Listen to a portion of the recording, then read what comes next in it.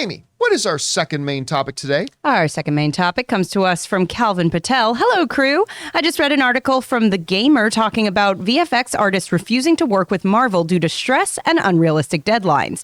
This was backed by a Dhruv Govil, who left the VFX industry after working with Marvel and said they're the worst client to work with. Colleagues breaking down after being overworked while Marvel tightens the purse strings. What are your thoughts? All right, thanks a lot for saying that in.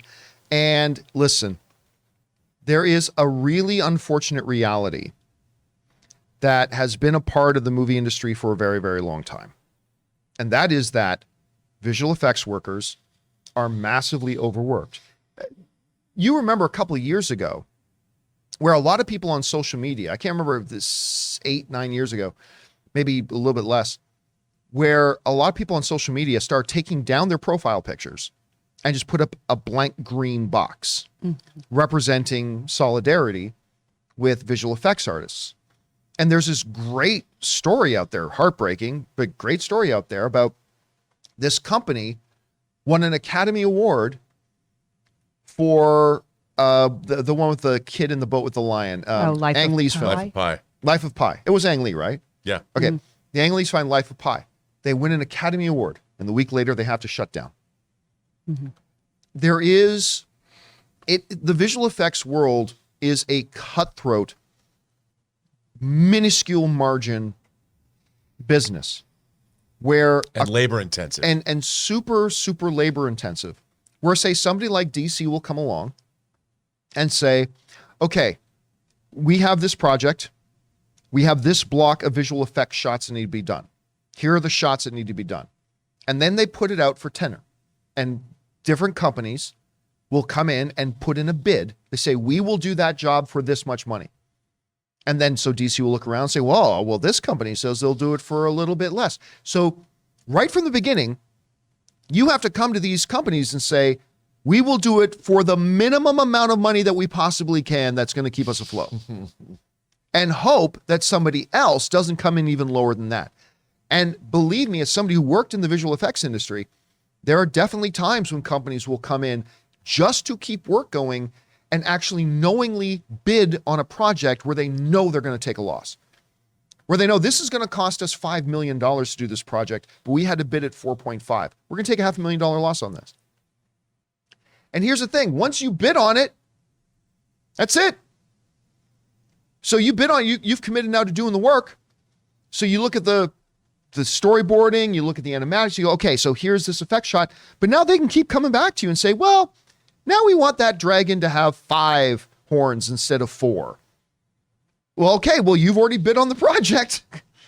You go and make 5. And there have been nightmare stories for years about artists working 18, 19, 20 hours a day. Monday, Tuesday, Thursday, Wednesday, Friday, Saturday, Sunday. You speak English. Yeah, that's right. Monday, Tuesday, all the way through. I remember myself when I worked at a visual effects company, like we would get in a certain project and we were a smaller company. Like we were a sub company. So here's what would happen. So a studio would put out a package, say, okay, we need these visual effects done. And then a big visual effects house would win the bid, but they don't have enough labor to do all of it. So then they take some of it and they put it out for smaller companies like us to take over some of them, right? And I remember we literally brought in cots into the office. We would work, sprint over to 7-Eleven, grab a Slurpee, come back, work, crash on the cot for 90 minutes, back up, work, and that's just the way it does. Anyway, the big client now, obviously the biggest client in the industry is Marvel, with all their movies and Disney Plus shows and all that kind of stuff. So they're the ones giving out a lot of work. But with all that work comes a lot of frustration. That hasn't just been limited to Marvel. This has been a problem for over a decade. But the Marvel's the biggest player now. This comes to us from the folks over at The Gamer, who are writing about a lot of threads going on over on Reddit between a lot of visual effects artists who are now saying they don't even want to work on Marvel projects anymore because there's just so much stress. I'm on my 3rd Marvel project in a row, and literally I just woke up at 5:30 a.m. on a Saturday with stress. I don't want to do this anymore, writes Avdur. It's 6 a.m. now, and I'm making a reel to apply someplace has projects other than Marvel because I can't do this anymore. Mickey M00M00 shared a particularly shocking account of their time working with the studio. Marvel has seen grown men punch walls and throw monitors from stress. I broke down a couple of times and have seen the strain it can put on marriages. But hey, the money was fantastic. F Marvel as a client, the credit name is not fucking worth it. And there's many more stories like that. But it's important to point out that this isn't some limited, because what this visual effects artist is going to find is that when they go to another house that doesn't have Marvel as a client, they're going to find it doesn't get much better, unfortunately. This has been part of the reality in the visual effects world for a long time. As the magic on screen has expanded, the working conditions for people who make that magic happen has not. And we've seen iconic visual effects houses go out of business. We've seen long-time career visual effects professionals leave the business. It is a mind-numbingly. Somebody once put it out like this. It's like being a first-year legal at a giant law firm. You're working 20, 21 hours a day. You're squeezing in a couple of minutes of sleep here and there, and then you're right back to it. You're missing family functions, all that kind of stuff. Then the question becomes, is the money good enough? And you can make good money as a visual effects artist, but this is a problem. And now that Marvel is the king of the hill putting out most of the work, they, like other clients, will just go, okay, well, now we want 5 revisions, and you just got to do them. Even if it was never budgeted for, monetarily, time, resources, whatever, and you just got to make it work, and you just got to make it happen. And because when it's not perfect, ooh, the audience will scream about it. We do. That's what we do. So it is a tough thing to be a part of. In these tumultuous times, life insurance can offer peace of mind that anyone who relies on you financially, a child, a parent, or even a business partner, will have a financial cushion if something happens to you. Policy Genius is an insurance comparison website that makes it easy to compare quotes from top companies like AIG and Prudential in one place to find your lowest price. You could save 50% or more on life insurance by comparing quotes with Policy Genius. Just click the link in the description or head to policygenius.com/Campea to get personalized quotes in minutes and find the right policy for your needs. The licensed agents at Policy Genius work for you, not the insurance companies. They're on hand through the entire process to help you understand your options so you can make decisions with confidence. Policy Genius doesn't add on extra fees. Your personal info is private. Policy Genius doesn't sell your details to third parties. Policy Genius has thousands of 5-star reviews across Google and Trustpilot. Policy Genius has options that offer coverage in as little as a week and avoid unnecessary medical exams. Since 2014, Policy Genius has helped over 30 million people shop for insurance and placed over $150 billion in coverage. Head to policygenius.com/Campea to get your free life insurance quotes and see how much you could save. Rob, you were reading this story, and a lot of the stories coming out, the accounts from a lot of people who are visual effects artists is like, it's just, yeah, having Marvel on your resume is great. Okay, great, money, blah, blah, but at what point is it too much? And what can the industry even do that doesn't balloon the budget of these movies even more? Well, it's tough. I mean, there's another real problem in that there's not even enough effects artists as there is. I mean, I remember when Sonic 2, a friend of mine was telling me about, they were talking to an executive about at Paramount about the making of the movie, and they were worried if the movie was going to make its release date because they didn't have enough, they're working 24/7 to get this stuff done. And the thing is, there's more, while Marvel is the obvious big player in the game because they're doing TV and movies, almost and a lot of them, and almost every show now, even shows like Ozark have effect shots in them, whether it's gunfire or wire removal so these are all effect shots. There simply isn't enough effects teams to handle all the work, and so everybody's overworked. And the thing is, there's only a finite budget with which to, there's not an unlimited budget. You think, well, Marvel doesn't matter. They can pay whatever they want. But even Marvel still has a budget, even if the budget's $250 million. They have to finish it for $250 million. Kevin Feige just can't call up the Disney bank and go, yo, we need $30 million more for effects. It doesn't work that way. And so without enough time, because there's never enough time to do effect shots, you've got people that are working overtime. And of course, the companies don't have to, they don't have the money to pay overtime. They expect you to, because they made a bid, like you pointed out. They just expect you to get the shot done. You know, it doesn't matter. You have to work 30 hours straight. You have to work 30 hours straight. You don't get double overtime. There isn't double overtime. If you want to work, and that's why so many people get burnt out, because it's like, we'd love you to go home, but we just don't have enough time for you not to be working on this effect shot. It has to be 16 hours a day. It has to be. Otherwise, we're not going to get it done. So that's the real problem. There's an unrealistic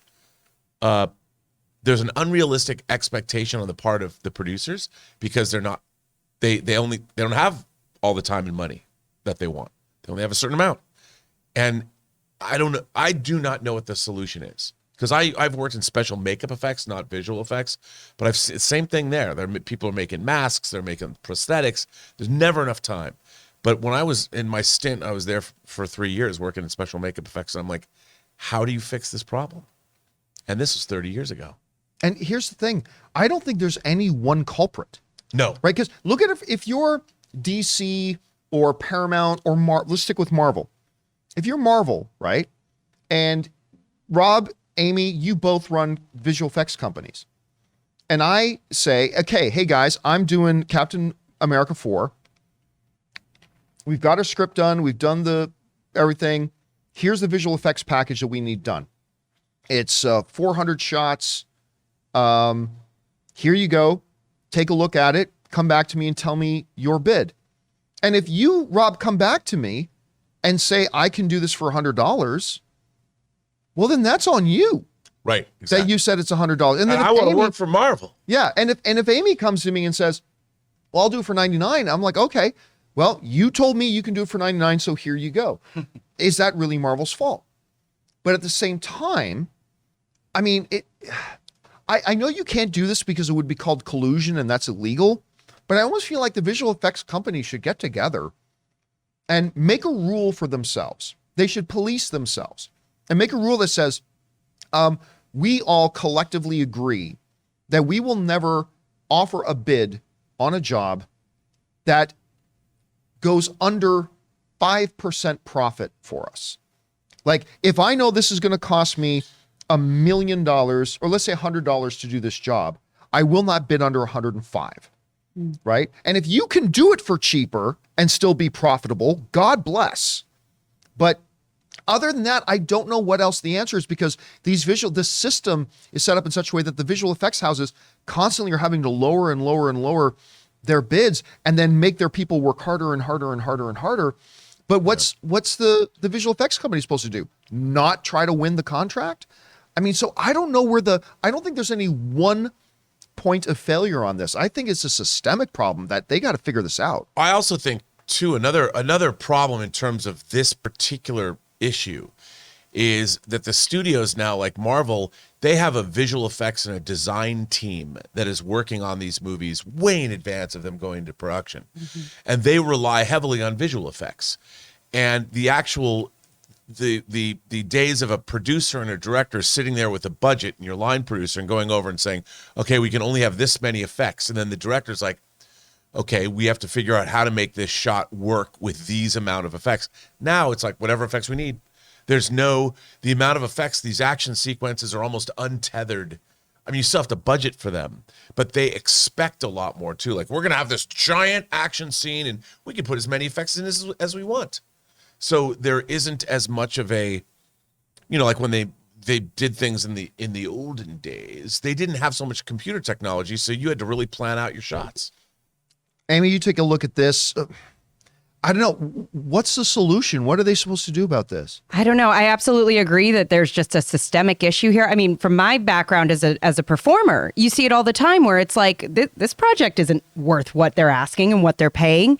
But if I don't take it, there's a line of actresses behind me who will, because people want to be doing this work. People, want to work for Marvel of all things too. I mean, we're not talking about just, even if there is some shortage of VFX artists, I'm sure there's always another house willing to work with Marvel.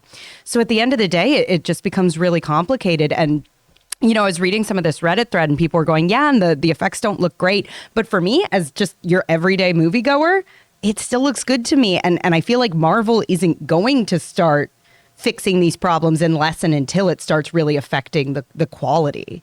So at the end of the day, it's just like there's always going to be someone who says, yeah, we'll do it for cheaper because they want Marvel. Yeah, and then if you're Marvel, what happens when a product goes out that's not great? She-Hulk first trailer before they updated the visual effects on it. Fair, yeah. You get the audience whined and complained and the uproar. There's not enough pores on her nose or whatever, right? Yeah. So Marvel's getting land-based. So then Marvel takes that and goes to the visual effects house and says, you guys need to do better. You guys give us new revisions. So it's tough. It is a systemic problem. Guys, question is for you. This has been a problem that's been going on for a long time in the visual effects industry, and it's not gone away, even though people don't talk about it nearly as much. What do you think might be some of the potential solutions to this? Whatever your thoughts are, jump down to the comment section below and let us know your thoughts.